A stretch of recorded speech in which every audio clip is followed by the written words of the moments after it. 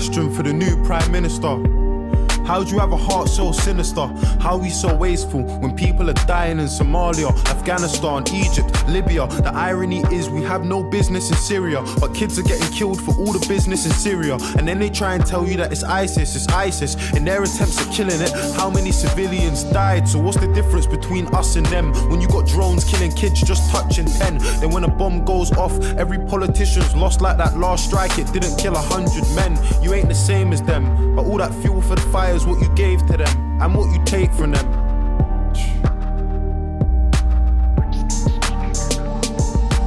All my life I know my mum's been working, in and out of nursing, struggling, hurting. I just find it fucked that the government is struggling to care for a person that cares for a person. So where's the discussion on wages and budgets, how they made them redundant? When I was a young'un, the letters in her car said my mum was overdraft, but somehow I still had dinner money in my pocket. And even the little things like ordering pizza were probably the reason for overtime in the evening. 5 till 10, 6 hours of sleeping. For 22 years my mum was doing it cleaning, dreaming that her kids would have a better life, going bed at night, struggling with getting by. That's the reality for millions of people in a nation where a lot of us were looking for a second try.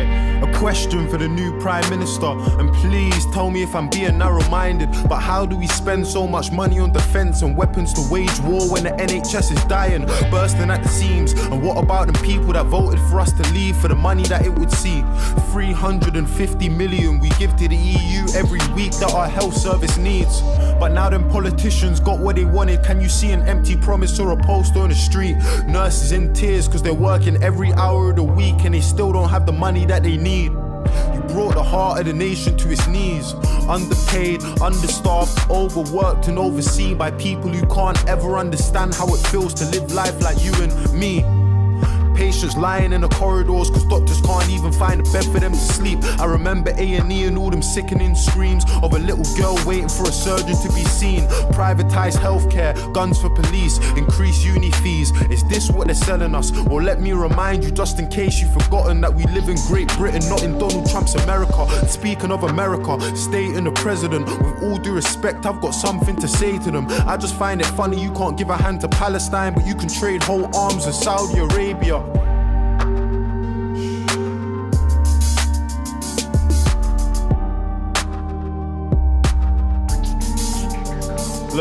Look, I got a question for the new Prime Minister. At Grenfell Tower, your response was ridiculous. You hid like a coward behind your 5 million, dodged responsibility and acted like you're innocent. And I can see you're terrified. You're not good at telling lies. I'm getting why you stay away from everything that's televised. You look like a robot and you don't speak with any life. It feels to me like any guy in press could have said them lines. Imagine going to the council for the safety of your block and you got kids but they're ignoring you at every time.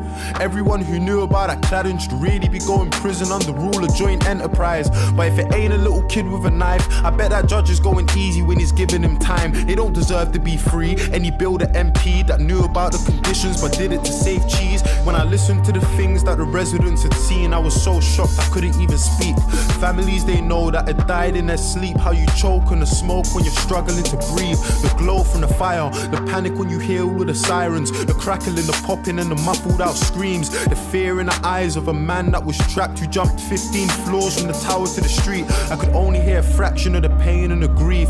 Closing my eyes, trying hard not to cry at the joy and relief in the face of a man when a woman from the flat said his neighbour was alive. No help from the council in keeping any list or the people that survived, his neighbours and peers. And for that whole meeting I could see that he was trying, so his smile was an island in a sea full of tears. Look, I got a message for our old Prime Minister, David Cameron. I mean, you fucked us, resigned and sneaked out the firing line. I wanna know how you managed it. And are you bathing in the sun while them papers have a run at the woman that you left here to handle it? You gonna teach your little lad to be the man that's got a plan, and then the moment that it fails to abandon it? Are there bullies in his school? And when you pick him up after class, can you feel his embarrassment? I mean, you never gave a fuck about the youth, and that's the truth. There's no sympathy for you or your cabinet. I really wish I could have seen how you were scrambling when you lost the referendum that you had to win. I feel like politicians are all addicts in a big fat game, but it's lives that you gamble with. I got a question for the leader of the Labour Party, Jeremy Corbyn. Where do you want to take the country to? Honestly, I want to put my trust in you, but you can understand why if I got trust issues. Do you really have the faith of your party? Do you really have faith in the party that will come with you? And how do you plan on keeping all the promises? Man, if I'm being honest, sir, I'm struggling to get with it. I just ain't getting it. Everybody's great until you get them into office, and then guys start forgetting things. Prove to us you're different. Don't promise me anything. Go and get justice for a Sean Charles and Edison.